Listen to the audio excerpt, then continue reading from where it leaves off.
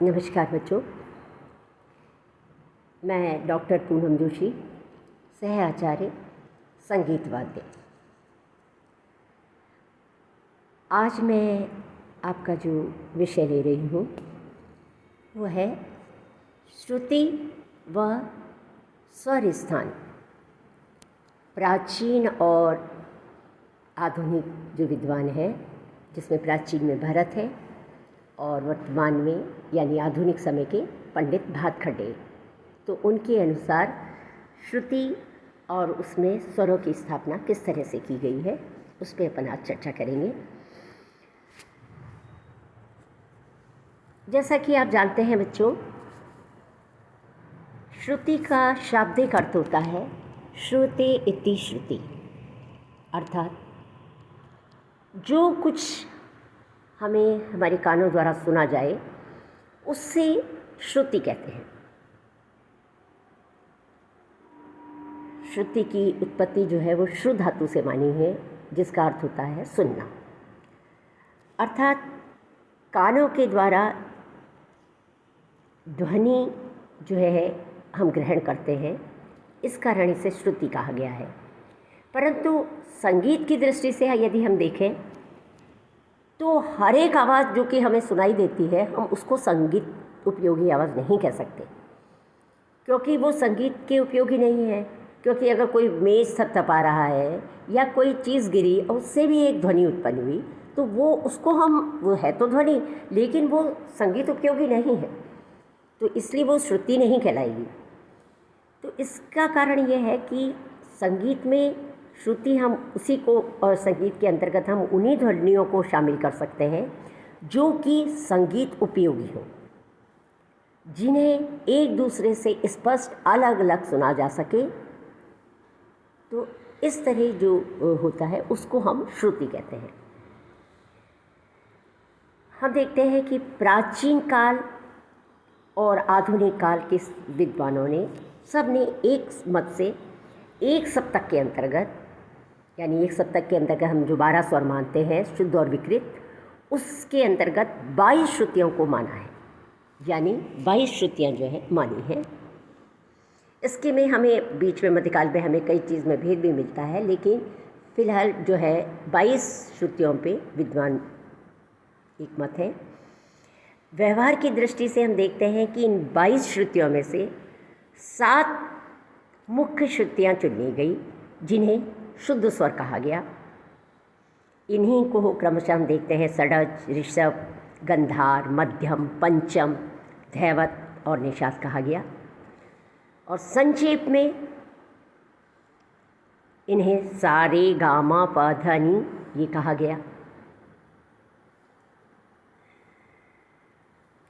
22 श्रुतियों में से जो 7 श्रुतियों को चुना गया, उसका आधार हम देखते हैं कि निम्नलिखित जो एक श्लोक है उससे है। वो श्लोक क्या है? चतुश्चतुश्चतुश्चैव षडज मध्यम पंचमा, चतुश्चतुश्चतुश्चैव षडज मध्यम पंचमा, द्वै द्वै निषाद गांधारो त्रिस्ते ऋषभ धैवतो। अर्थात सा मा पा इन 3 स्वरों की 4-4 श्रुतियाँ मानी गई हैं, ग और नी की 2-2 श्रुतियाँ मानी गई हैं, और रे और ध की 3-3 श्रुतियाँ मानी गई हैं। हम देखते हैं कि प्राचीन और मध्यकाल दोनों में प्रत्येक स्वरों की स्थापना जो है वो निर्धारित श्रुतियों की अंतिम श्रुति पर की गई है। यानी प्राचीन और मध्यकाल तक हम देखते हैं कि इसमें जो प्रत्येक स्वर जो है वो अपनी अंतिम श्रुति पर स्थापित होता है। उदाहरणार्थ जैसे सा की 4 श्रुतियाँ हैं, तो वो सा जो है वो 4थी श्रुति पर अपना स्थान पाएगा। इसी प्रकार रे 7वीं पर, ग 9वीं पर, मध्यम 13वीं पर, पंचम 17वीं पर, धैवत 20वीं पर और निषाद 22वीं श्रुति पर स्थित किया गया। तो इस तरह से ये प्राचीन और मध्यकालीन विद्वानों ने ये व्यवस्था मानी है, यानी 22 श्रुतियाँ मानी हैं। इन 22 श्रुतियों में जैसे मैंने आपको बताया, एक बार मैं पुनः इसको रिपीट करती हूँ कि सा जो है वो 4थी श्रुति पर, रे 7वीं पर, ग जो है वो 9वीं पर, म 13वीं पर, प 17वीं पर, ध 20वीं पर और नी 22वीं पर।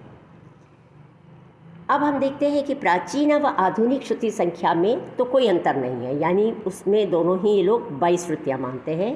अंतर इतना है कि प्राचीन काल के विपरीत हम देखते हैं कि आधुनिक काल में प्रत्येक जो स्वर है वो अपनी पहली श्रुति पर स्थान पाता है। तो इस हिसाब से जो श्रुति व्यवस्था हुई कि सा जो है वो पहली पर आ गया, पहली श्रुति पर, रे 5वीं पर, ग 8वीं पर, म 10वीं पर, प 14वीं पर, ध 18वीं पर और नी 21वीं।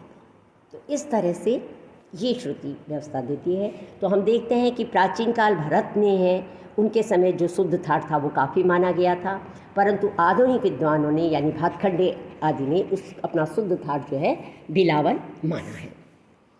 तो इस प्रकार हम देखते हैं। अब मैं आपको 22 श्रुतियों के नाम बताऊंगी। पहले 22 श्रुतियाँ क्या है?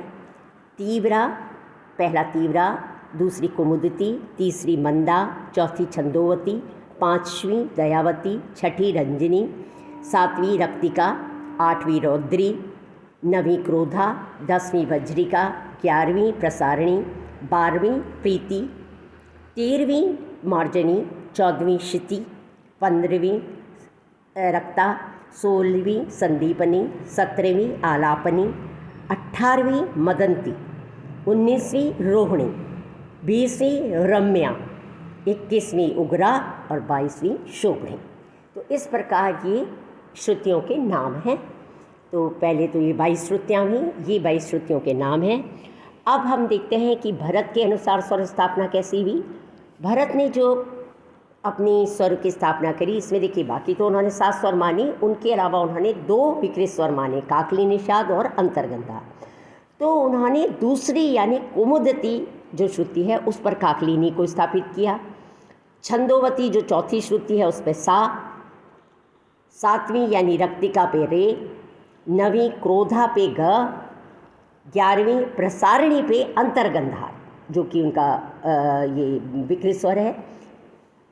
13वीं पे यानी जो मार्जनी है श्रुति उस पर माँ, 17वीं पे आलापनी जो है श्रुति उस पर पंचम और 20वीं में रम्या में धैवत और 22वीं जो श्रुति है शोभिनी उसमें निषा।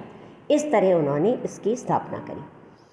अब इसके विपरीत पंडित भातखंडे जी के अनुसार जो स्वर स्थापना है, अब जैसा मैंने बताया कि उनके हिसाब से जो स्वर है वो अपनी पहली श्रुति पे स्थान पाता है, तो इसलिए सा जो है वो 1 पे यानी तीव्रा पे सा, रे कोमल कुमुदिती पे, रे शुद्ध जो है वो चौथी पे